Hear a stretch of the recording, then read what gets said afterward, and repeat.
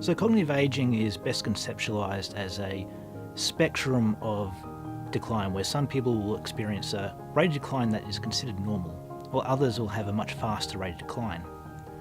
And this faster rate of decline is often results in a diagnosis of mild cognitive impairment or dementia.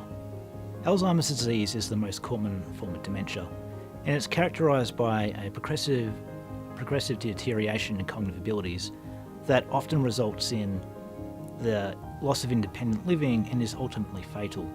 We're now starting to understand that the pathophysiological process of Alzheimer's disease can begin decades before you see the clinical onset of the symptoms for Alzheimer's disease.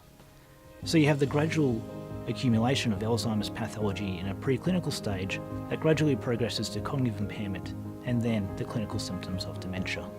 Genetic variants for Alzheimer's disease explain most of the variants in dementia, and we've now identified about over 20 genetic variants in an individual's DNA, which has been linked to the development of Alzheimer's disease.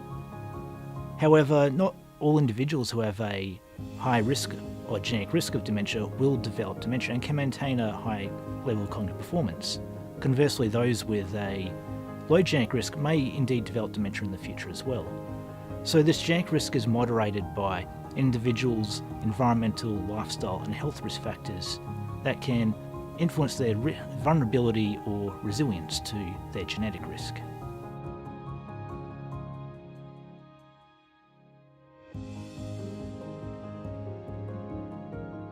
In my research, I'm examining how a genetic risk score composed of Alzheimer's-related genetic variants and a risk score composed of environmental and lifestyle risk factors influences normal cognitive aging.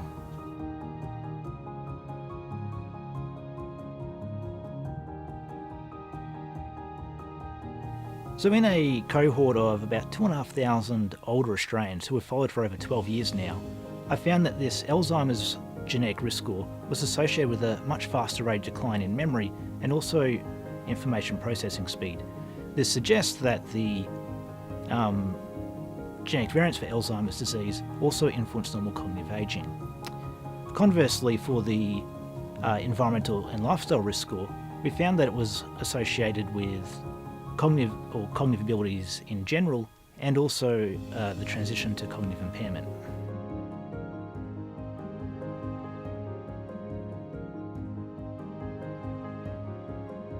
My ongoing research then is looking at how these genetic factors and environmental factors interact with each other, and seeing even if individuals who have a high genetic risk, if they can modify their lifestyle, whether this will reduce their risk of developing dementia in the future.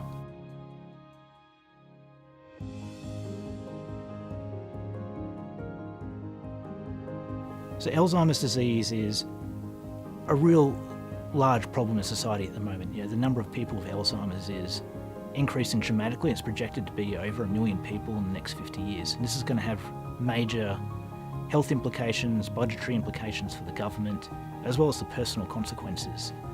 The implications of this research is really aiming to reduce the prevalence of dementia.